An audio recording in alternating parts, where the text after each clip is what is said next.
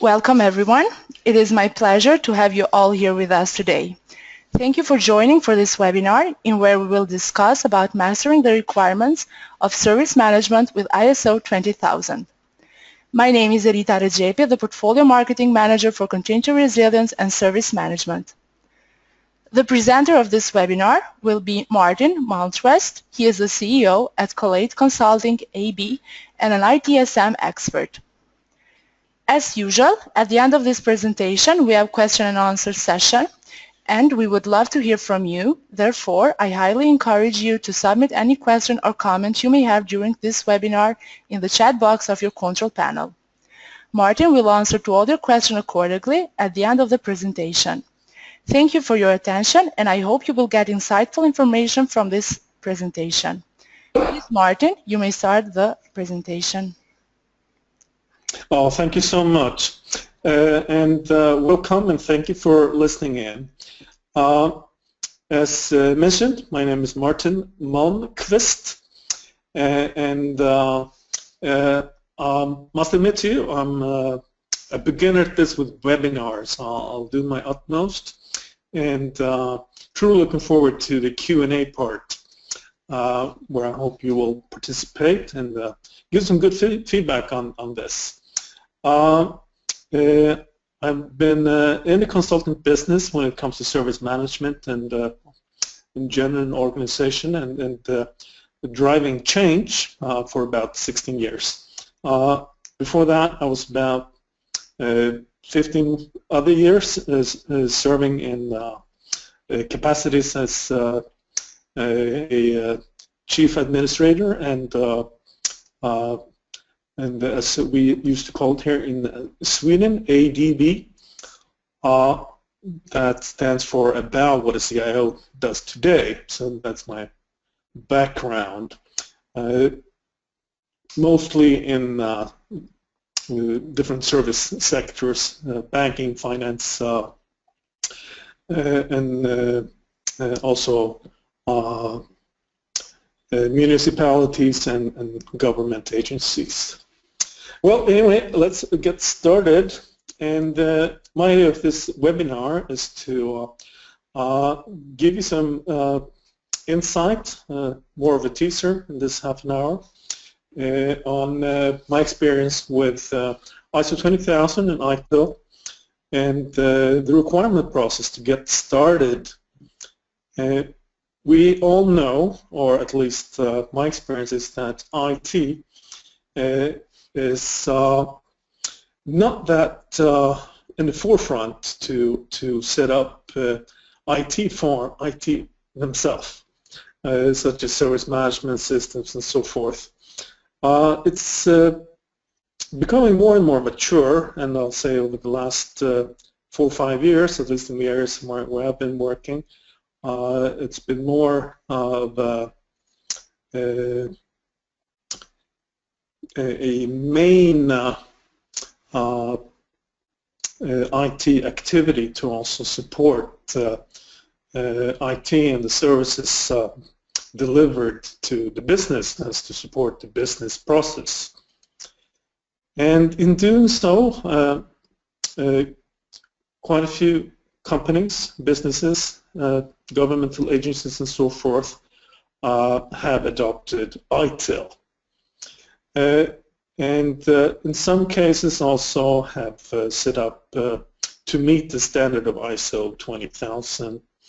And the means of supporting ISO 20000, we could say, as this picture suggests, that we have method and practice on how to support ISO 20000's standard. And the checklist of ISO 20000 is quite precise, as ITIL suggests that we need to solve our issues in service management to deliver value and to have our organization and processes and so forth in a good and timely manner in regards to the framework.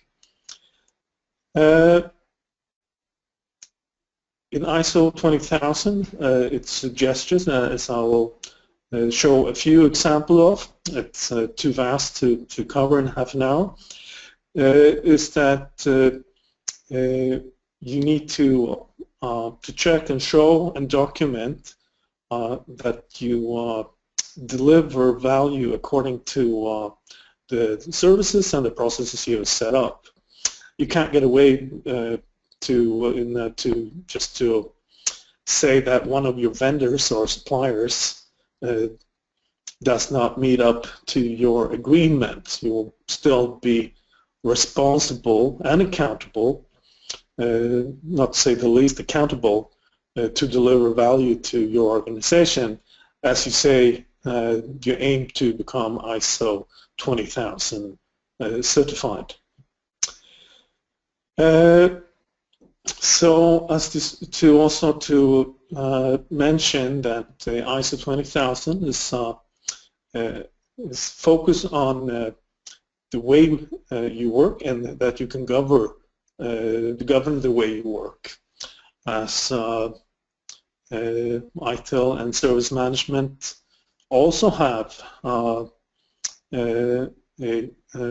that focus, but the main focus is to see to that the service is evolve in a proper way, and that you truly deliver value, and that your relation with your customer or your business you work within is focused on delivering this value. One can see it as you would have two legs to stand on, and that will give you a balance of both being governed and that you can prove and show that you deliver value.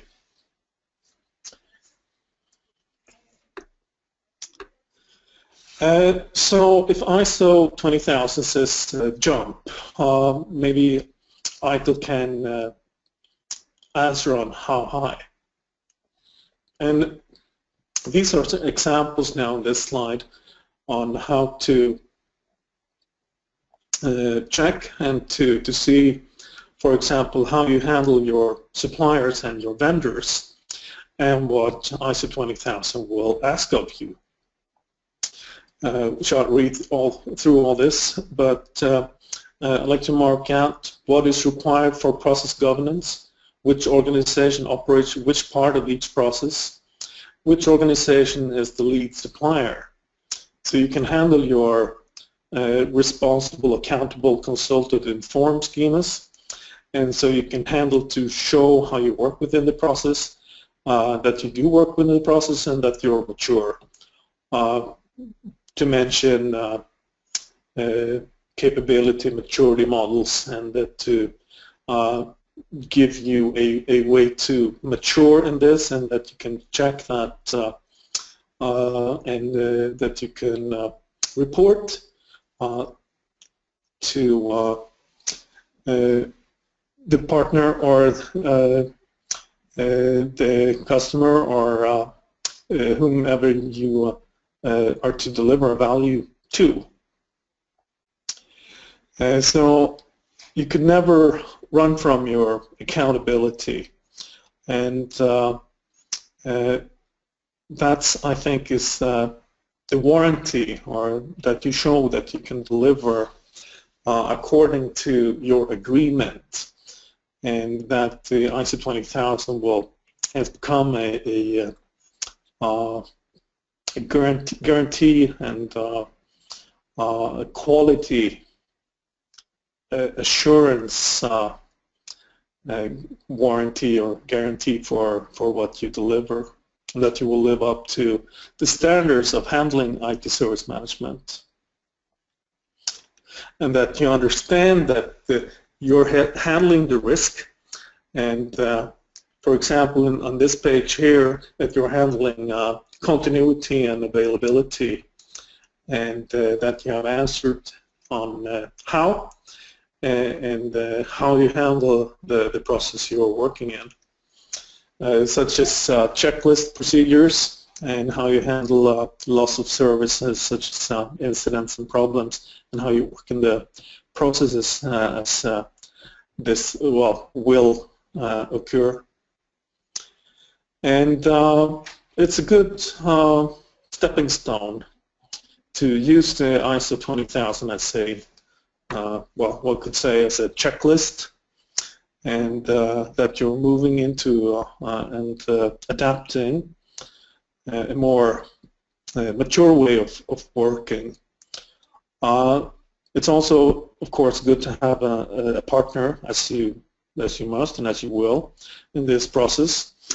That will be your, so to say, thumb and eye or auditor, and a good catalyst, and also sometimes an excuse to get things going within your organization. It could be a driver for change and a continual service improvement, as we all strive to achieve. So how high? Well, to continue some examples from ISO 20000,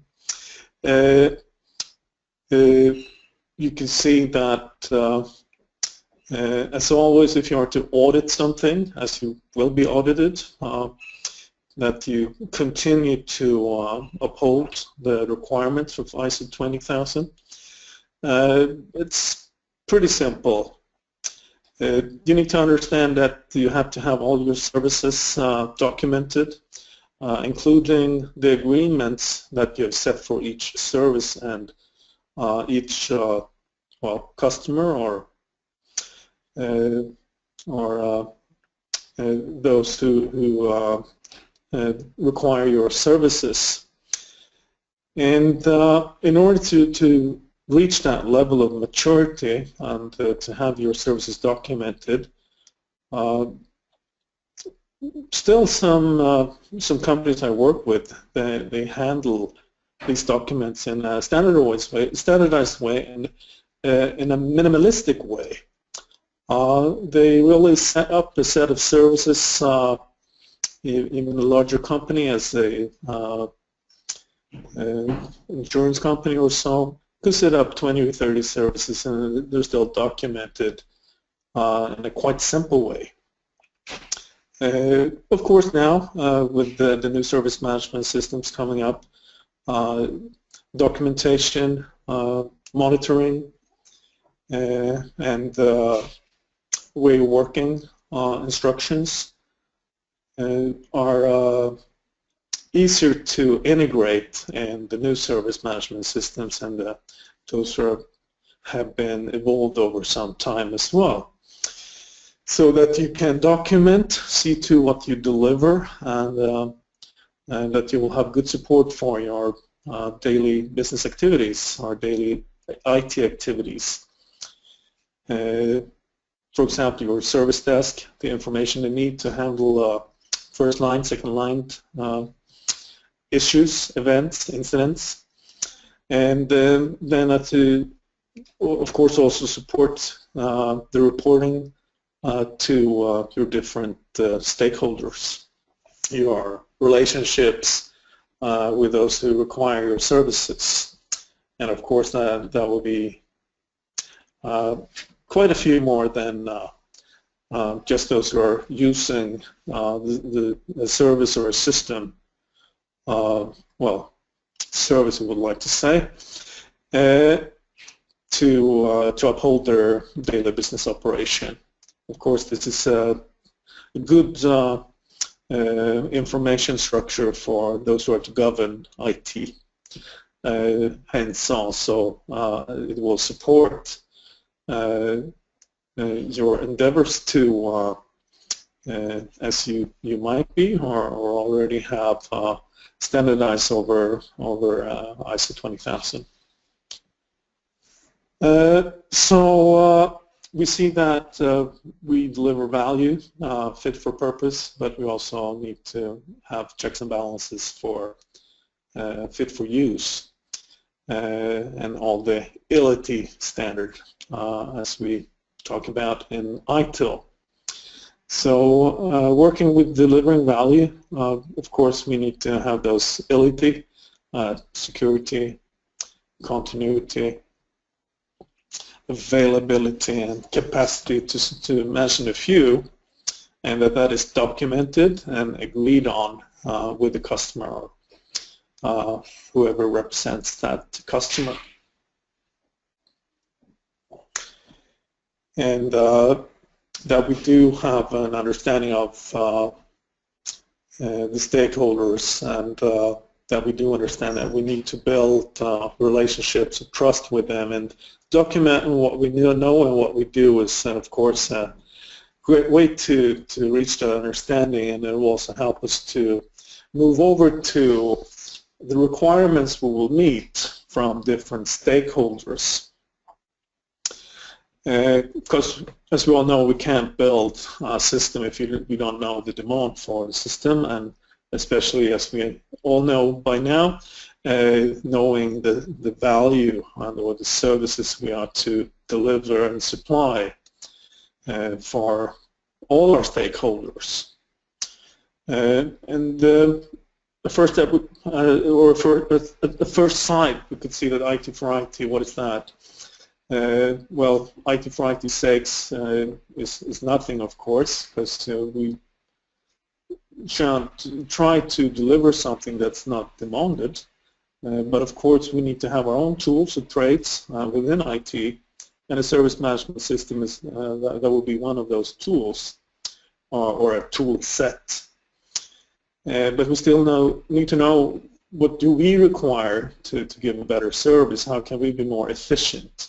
Since the service management system is allowed to become more efficient and have a control over the values we do deliver, how and what and why, and when and to who, and all that, of course, we need to require from a working service management system, and not only just a workflow engine or just to get some events handling into a system from monitoring tools, or a random set of documents we can reach. All this needs to, of course, be integrated, and of course we will have different applications and systems to support our IT services, or IT services for IT. What I'm trying to say is that, well, to quote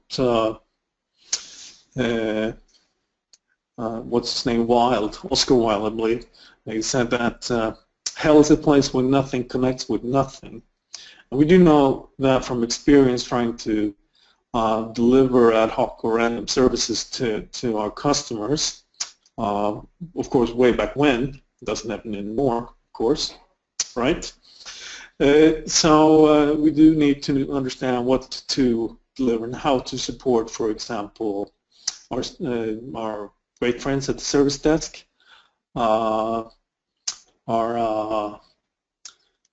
coders, testers, requirement specialists, change managers, incident managers, incident analysts, and so forth, that they will handle and have a good perspective and an understanding of how our services stick together. I guess I don't think I'll guess wrong if I say that some of you who are listening to this webinar have an experience of trying to set up configuration management databases, and maybe have done so from a technical perspective, not integrated this CMDB with the actual services, maybe not even to the actual services for your business or your customers that you support with your IT services, and maybe not, or probably not, for your friends at the IT department. So that will be, and as I've seen it many times at many companies, has been maybe not a waste of time, because it's has at least led to some understanding that it's complex, and it's more complex than we think, because we haven't been working together, and documentation have not been kept up. The workflow has been more of an email storm, and monitoring has been like an avalanche of events. So we need to back up in the process and to take a look at why, who, and when, and what, and what's the value. Why are we going to do this? For who? Yeah, well, we're going to do this for ourselves. So we need to put some good effort in it. And when we're going to do it? Well, as you all know, when's the best time to plant a tree? Someone would say 50 years ago. Well, when's the second best time to plant a tree? And I'll say today. So get a handle on your requirements for a good supported service management system to be able to reach the idea of an ISO20000 standard and to be ready when, if it hasn't already happened, the request from upper management for you to get going and standardize, because your customer thinks that ISO20000 is the rubber stamp or the quality assurance that we need to do business with you. So we need to go trawling. Trawling for what? Well, we'd like to find tasty, nicey, meaty fishes. And what are those? I'll say that we need to find the purpose. What is the advantage and how can we measure it? Those of you who like to go fishing, you know that salmon or a lobster needs to be of a certain size for you to pick it up in the boat, to be relevant, to have enough meat on it for you to act on it. And of course, that's the same with requirement. There are quite a few lists of requirements, long lists of this and that out there. You can find them on the internet or in a good book or wherever you find it, from a colleague or however you discuss it. If you have like a brainstorm or some kind of workshop at your office, to try to figure out what we want from the service management system, for example, and how that will support us to become more standardized and more mature. We of course, as we always work with requirements, as I'll kind of move over to now, is to find that we have a purpose with what we try to catch in our nets, that will give us some advantage and that we can measure it. So we'll know if we're going to act on it or reject it. We know if it will give us extra value, and that will also give us an idea of the purpose why we do this. So we are trawling to find the demand and need and the pain, or what you like to call it. But we will also need to find how to get this new system or new services, our own IT services, to support ourselves in IT. And that will take time. And one of the challenges, I'd say, is that when having a workshop or being a moderator or so to such a workshop, at the IT department, people are interested in technology. Go figure. What a surprise. But of course they do. And discussions and workshops tend to become very solution-orientated and technical rather than demand and requirements. So that's, of course, is the challenge to go trawling and to understand for what we're trawling, that we actually need to discuss our own needs and our own pains and be open about it, and to have an open discussion on this so that we in the long run will support a better way to deliver value, and also to deliver value in betwixt the different departments or teams in an IT department or however you're organized. So standard. go back to standard. Go back to how you work in a life cycle mannered approach to deliver value. Now you need to do it for yourself together with your colleagues. So it takes a bit of humility to be able to open up and discuss this cross-functional, cross-processes, cross-models, cross-checklists, and to see the whole picture and to get things sticking together so you can get out of, well, wherever you're at. Hopefully not between a rock and a hard place, or as Oscar Wilde discussed or mentioned, where things don't connect. So of course we try to look at this as we do, as we set up a strategy, we set up a design. What do we do? When are we finished? Who do we do it with? That we work with open questions to get those requirements flowing out of your colleagues. And then you can put on, oh, well, who's going to do this? Who's going to be responsible? Who's accountable, and so forth? And when we're going to do this, and when are we going to deliver this value? And can we work this in small baby steps? We can even call it agile if we would like to. And what's most important? Where does it hurt the most? And how can we start with this and still be able to add value to this over time to come, over the years to come? And of course, where's our market? Where are we at? And realize that it will be like a pain of hump as an expression to get there. It will be hard, and you can say, well, I'm not going to be at this company in a couple of years, or someone else will, or no, we need to focus on delivering this value now to our customer. And you never want to take this hump of pain.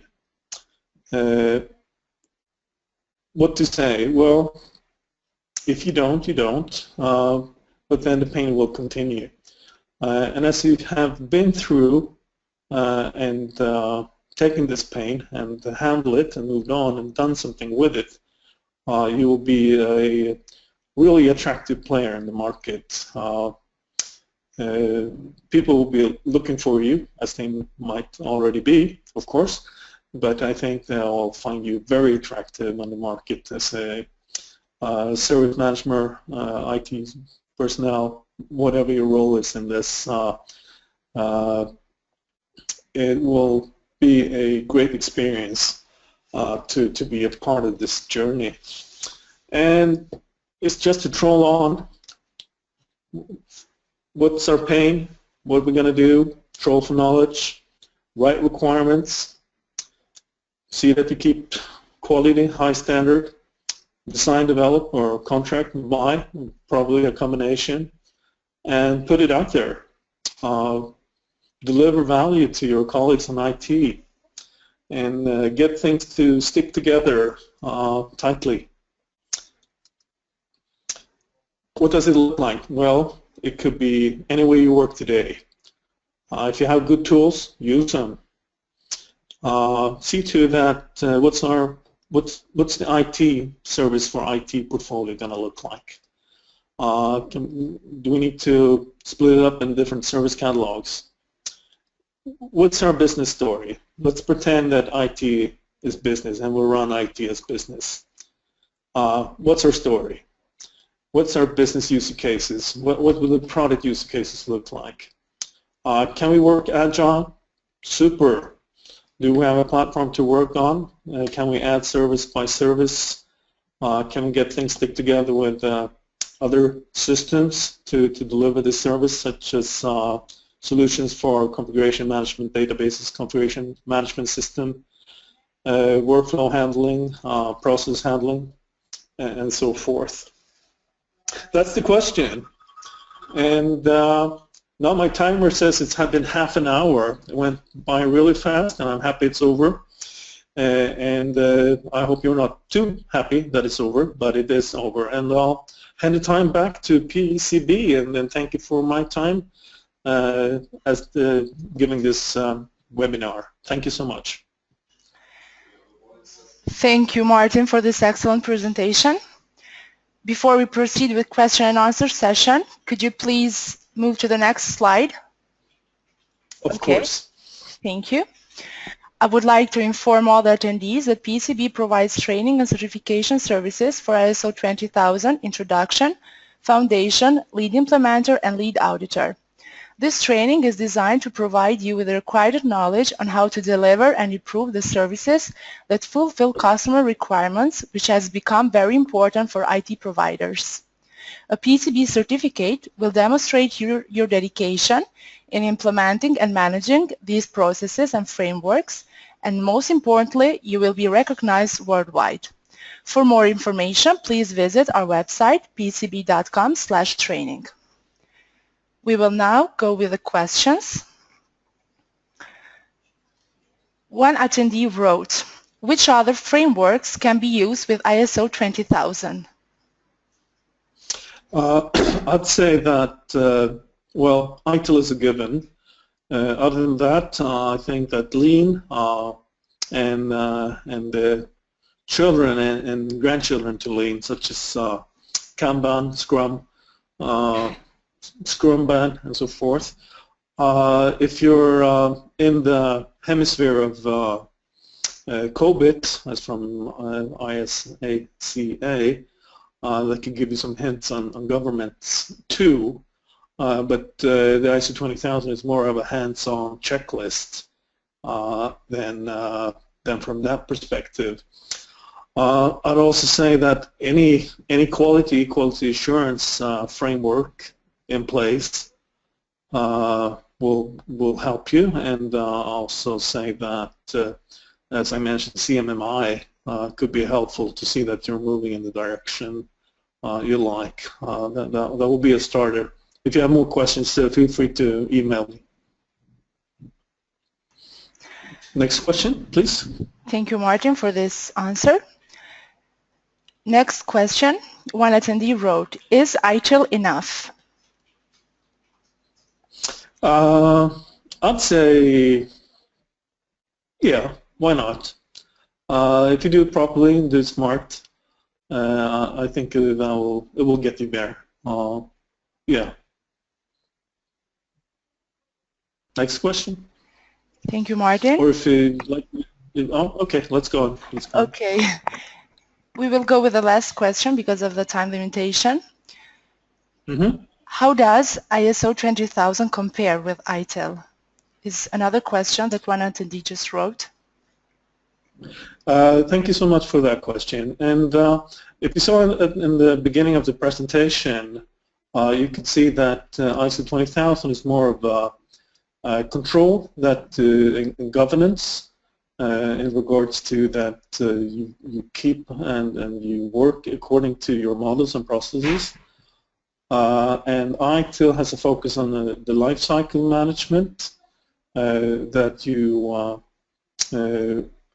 work to, at each step, integrate value from the demands and requirements all the way to that you actually deliver value in the operation phase and the life cycle. So I'll encourage you to look at that. I believe it was the first or second slide of the presentation. That will give you a full answer. And of course, even to ask this question, feel free to contact me on email, and I could give you some leads on where to read more on this, and way of work and way of thinking when it comes to supporting your ISO certification with implementing ITIL to help you to be ready for an ISO 20000 audit. Thank you. Thank you, Martin. Because of the time limitation, as you mentioned, the remaining question will be answered through email by you. And I would like to thank you again for this excellent and informative presentation. And I want to thank all the attendees as well who have joined us today. We hope you enjoyed this webinar. Please be informed that this webinar is recorded and we will upload in our official YouTube channel and in our website pecb.com.